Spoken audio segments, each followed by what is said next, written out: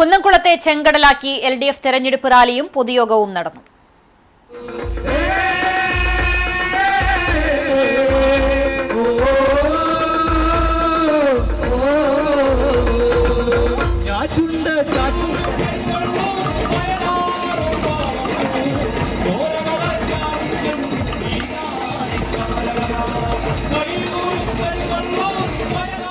LDF നിയോജക മണ്ഡലം സ്ഥാനാർത്ഥി AC മൊയ്തീന്റെ വിജയം സുനിശ്ചിതമാണെന്ന് പ്രഖ്യാപിച്ച് കുന്നംകുളം നഗരത്തെ ചെങ്കടലാക്കി LDF കുന്നംകുളം നഗരസഭാ കമ്മിറ്റിയുടെ നേതൃത്വത്തിൽ റാലിയും പൊതുയോഗവും സംഘടിപ്പിച്ചു.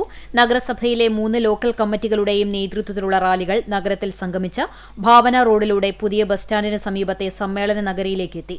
തുടർന്ന് നടന്ന പൊതുയോഗം CPIM സംസ്ഥാന സെക്രട്ടേറിയറ്റ് അംഗം PK ബിജു ഉദ്ഘാടനം ചെയ്തു.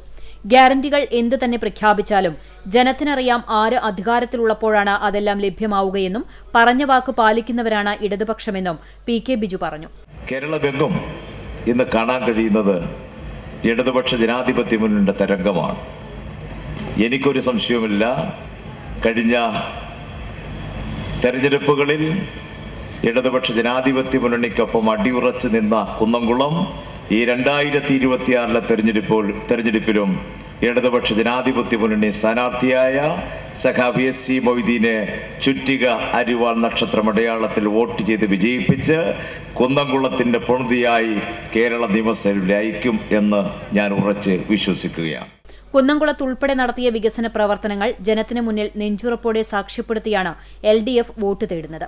മറിച്ച് രാഷ്ട്രീയ ആരോപണങ്ങൾ ഉന്നയിക്കാനില്ലാത്തതിനാൽ ജനത്തിന്റെ കണ്ണിൽ പൊടിയിടാൻ മാത്രമാണ് UDFന്റെയും BJPയുടെയും ദുർബല ശ്രമമെന്നും ആരൊക്കെ എന്തൊക്കെ പറഞ്ഞാലും ജനപക്ഷത്തോടൊപ്പം നിന്ന് ഇടതുപക്ഷം ഭരണത്തുടർച്ച യാഥാർത്ഥ്യമാക്കുമെന്നും PK ബിജു കൂട്ടിച്ചേർത്തു.